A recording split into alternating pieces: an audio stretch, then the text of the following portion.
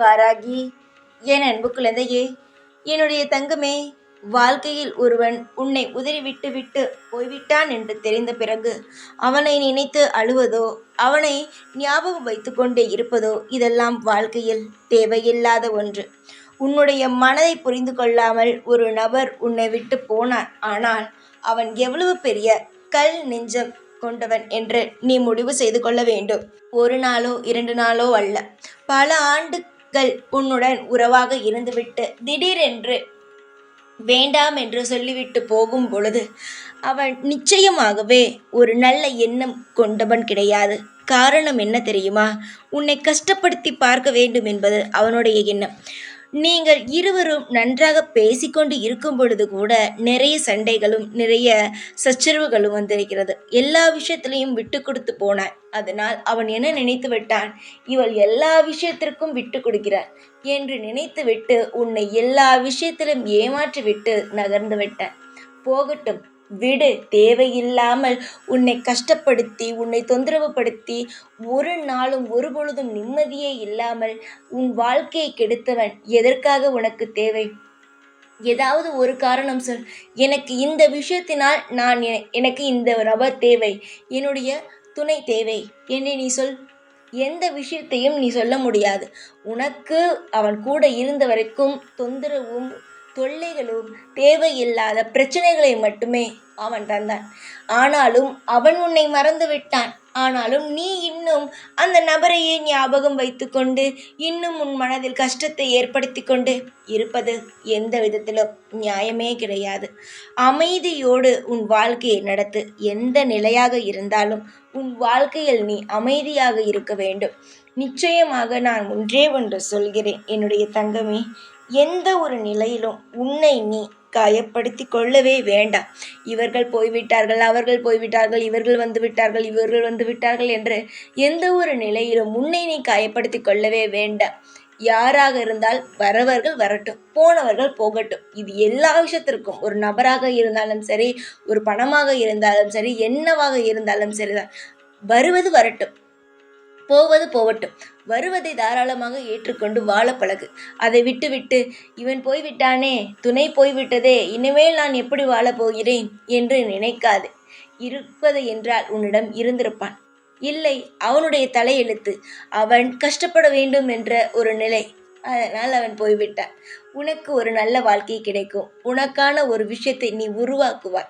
இதுவரைக்கும் ஒரு நபரை சுற்றி சுற்றி இருந்து கொண்டு இருந்தாய். அந்த நபரால் உனக்கு எந்த பிரயோஜனமும் அல்ல. ஆனாலும் உன்னுடைய ஞாபகங்கள், உன்னுடைய நினைப்புகள் எல்லாமே அந்த நபர் மட்டும்தான். ஆனால் இப்பொழுது அந்த நபர் இல்லை உன்னிடம். அதற்காக உன்னுடைய எல்லா விஷயத்தையும் நீ அழித்து கொள்ள வேண்டும் என்பது இருக்கிறதா? நிச்சயமாக இல்லை. அவனவன் வாழ்க்கையில் கஷ்டப்படும் நேரம் வந்துவிட்டது, அதனால் ஒதுங்கிவிட்டான். உன் வாழ்க்கையில் சந்தோஷமான நேரம் வந்துவிட்டது, நீ இப்பொழுது தனிமையில் இருக்கிறாய். இந்த தனிமைதான் உன்னுடைய வாழ்க்கையில் நிறைய விஷயங்களை சொல்லித்தரும். சில சொல்வார்கள் தனிமையில் இருக்காதீர்கள் என்று. எப்பொழுது தனிமையில் இருக்க வேண்டும், எப்பொழுது தனிமையில் இருக்கக்கூடாது என்பது இருக்கிறது. தனிமை சில நபர்களுக்கு சில சமயத்தில் நிறைய விஷயங்களை சொல்லும். நிறைய விஷயங்கள் புரிகிறதா? எந்தெந்த விஷயம் என்று சொல்கிறேன். இந்த பிரச்சனை வந்தது, ஒரு பிரச்சனை வருகிறது என்றால் தான் தனிமை தேவைப்படுகிறது. ஒரு பிரச்சனை வருகிறது என்றால் அந்த பிரச்சனையிலிருந்து எப்படி மீண்டு வரலாம் என்று தோன்றும். இந்த பிரச்சனைக்கு பிறகு நாம் என்ன செய்ய போகிறோம் என்று சில சமயம் நிறைய விஷயங்களுக்கு தனிமை பதில் சொல்லும். அதுவே சில சமயம் குழப்பத்தில் இருக்கும் பொழுது தனிமையில் இருக்கக்கூடாது. கஷ்டம், ஏதோ ஒரு பயங்கர கஷ்டம், தனிமையில் இருக்க வேண்டும் என்று தோன்றினால் இருங்கள். அதுவே நல்லபடியாக இருந்து கொண்டிருக்கும் போது திடீரென்று ஏதோ ஒரு குழப்பம் வருகிறது என்றால் தனிமையில் இருக்காதீர்கள். இதுதான் வித்தியாசம். நல்ல தனிமைக்கும் நீ இருக்கக்கூடாத தனிமைக்கும் இதுதான் வித்தியாசம். புரிகிறதா? வாழ்க்கையில் நீ எதை செய்ய வேண்டும், எதை செய்யக்கூடாது என்பதற்கு நீ முதலில் என்னென்ன செய்யலாம், எது செய்யக்கூடாது என்பதை முதலில் யோசித்துக்கொள் தங்கமே. வாழ்க்கையில் ஒரு நபர் விட்டு போனால் உன்னுடைய வாழ்க்கை முடிந்து விட்டது அல்ல. அதற்கு பிறகு இன்னொரு கட்டம் இருக்கிறது. ஒரு நபரை நம்பி வாழ்வது கிடையாது. இந்த உலகத்தில் பிறக்கும் பொழுது தனிமையில் பிறந்தாய். தனிமையில் தான் இங்கிருந்து போகிறாய். எதையும் கொண்டு வருவதும் இல்லை, கொண்டு போவதும் இல்லை. யாரும் கூட பிறப்பதும் இல்லை, யாரும் கூட வரப்போவதும் இல்லை. தனிமையில் தான் இருக்கிறாய். வந்தால் வரட்டும், போனால் போகட்டும் என்று விட்டுவிடு. அதை விட்டுவிட்டு தனிமையிலிருந்து அழுது புலம்பி உன்னுடைய வாழ்க்கையில் அடுத்த கட்டங்கள் என்னவென்றே மறந்து செய்து கொண்டு இருக்கும் வேலையையும் ஒழுங்காக செய்யாமல் தினமும் அழுது அழுது சாப்பிடாமல் தூங்காமல் உன்னுடைய உடம்பையும் கெடுத்து கொண்டால் உன்னை விட்டு போனவன் அங்கு சந்தோஷமாகத்தான் இருப்பான். அவன் விட்டு போய் கொஞ்ச நாள் தான் அவன் சந்தோஷமாக இருக்க முடியும். அதற்கு பிறகு அவனுடைய துணை அவன் யாருக்காக போனானோ அந்த கொடுமை அதிகமாகிவிடும். அதனால் அவனுடைய வாழ்க்கையானது நரகமாகிவிடும். அவன் போன பிறகு நீ என்ன செய்வாய்? நல்ல சுதந்திரமாக யாருடைய பிடியிலும் இல்லாமல் உன்னுடைய வேலையை பார்த்து கொண்டு என்னென்னவோ செய்து கொண்டு இருப்பாய்.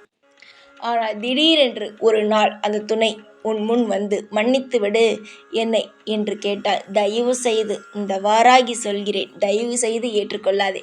ஒரு முறை ஒரு நபர் விட்டு போனான், அவன் கடைசி வரைக்கும் விட்டு போவான். அவன் இப்பொழுது ஒரு சின்ன சூழ்நிலைக்காக உன்னை தேடி வந்திருக்கிறானே தவிர காலம் முழுவதும் அவன் தேடி வரமாட்டான். எப்பொழுது என்ன கிடைக்கும் என்று பார்த்துவிட்டு ஓடிக்கொண்டேதான் இருப்பான். அடக்கவே முடியாது. அவனுடைய வாழ்க்கையில் எந்த ஒரு இதுதான் துணை என்று தீர்மானிக்க தெரியாதவன் எப்பொழுதுமே அடுத்து பார்த்து கொண்டு போவான். அதனால் நம்பி ஏமாறுவதை விட்டுவிட்டு உன் வாழ்க்கையில் எது நல்லதோ அதை செய். உன் வாழ்க்கையில் எது நல்லது இல்லையோ அது செய்யாதே.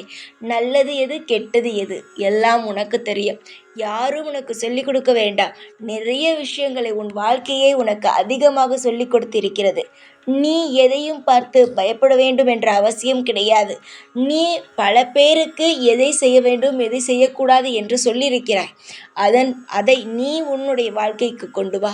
இதை செய்யலாம் இதை செய்யக்கூடாது என்பதை நீ உன் வாழ்க்கைக்கு கொண்டு வா. காலம் முழுவதும் ஏதாவது ஒரு விஷயத்தை துளைப்பது அதை தேடுவது என்று இருக்காதே. துளைத்து விட்டால் விடு.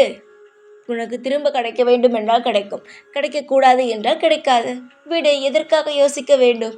பல முறை சொல்லிவிட்டேன் உன் வாழ்க்கையில் எது நல்லது எது கெட்டது என்று.